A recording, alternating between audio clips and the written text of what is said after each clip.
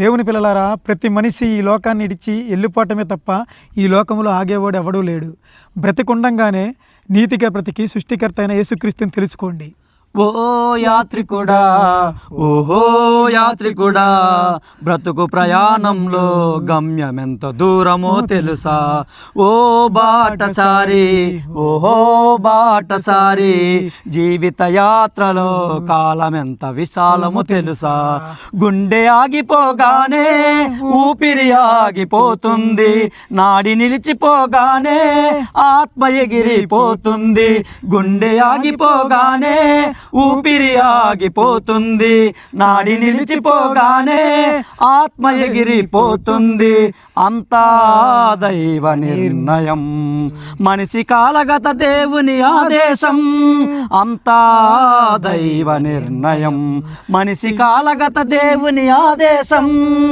ఓ యాత్రికుడా, ఓహో యాత్రికుడా, బతుకు ప్రయాణంలో గమ్యం ఎంత దూరమో తెలుసా? ఓ బాటసారి, ఓహో బాటసారి, జీవిత యాత్రలో కాలం ఎంత విశాలము తెలుసా? పుట్టగానే తొట్టిలో వేస్తారు, గిట్టగానే పెట్టిలో మోస్తారు, జాగు చేయక కాటికి మోస్తారు, 6 అడుగుల గుంటలు తోస్తారు. పుట్టగానే తొట్టిలో వేస్తారు, గిట్టగానే పెట్టిలో మోస్తారు, జాగు చేయక కాటికి మోస్తారు, 6 అడుగుల గుంటలు తోస్తారు.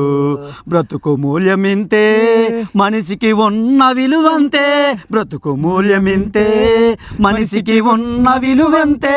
అంతా దైవ నిర్ణయం, మనిషి కాలగత దేవుని ఆదేశం. అంతా దైవ నిర్ణయం, మనిషి కాలగత దేవుని ఆదేశం. ఓ యాత్రికుడా, ఓహో యాత్రికుడా, బ్రతుకు ప్రయాణంలో కాలం ఎంత విశాలము తెలుసా?